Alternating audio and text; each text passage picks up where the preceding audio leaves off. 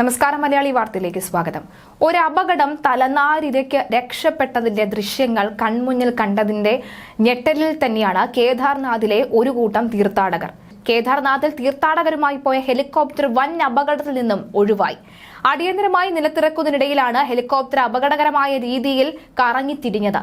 7 യാത്രക്കാരാണ് തലനാരിഴയ്ക്ക് രക്ഷപ്പെട്ടത്. അതിന്റെ ദൃശ്യങ്ങളൊന്ന് കാണാം. യന്ത്രത്തകരാറാണ് ഹെലികോപ്റ്റർ അടിയന്തരമായി ഇറക്കാൻ കാരണം. കേസ്ട്രൽ ഏവിയേഷൻ കമ്പനിയുടെ ഹെലികോപ്റ്ററാണ് അടിയന്തരമായി ഇറക്കിയത്.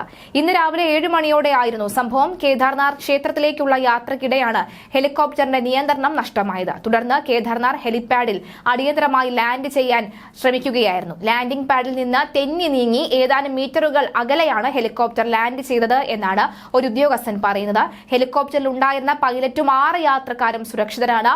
പൈലറ്റിന്റെ മനസാന്നിധ്യം തന്നെയാണ് ഈ ഒരു അപകടം നടക്കാതിരിക്കാനുള്ള കാരണമെന്നും പറയുന്നുണ്ട്. അതായത് ലാൻഡ് ചെയ്യുന്ന പാഡിൽ നിന്നും തെന്നി മാറി മറ്റ് ഒരു നിരപ്പായ സ്ഥലത്തേക്ക് പോവുകയും ഹെലികോപ്റ്ററിന്റെ പിൻഭാഗം തറയിലിടിച്ച് നഷ്ടമാവുന്ന ഒരു സാഹചര്യം, ഈ തറയിലിടിക്കുന്നതും പൊട്ടുന്ന സാഹചര്യം ഒക്കെ തന്നെ കാണാൻ സാധിക്കുന്നുണ്ട് ദൃശ്യങ്ങളിൽ.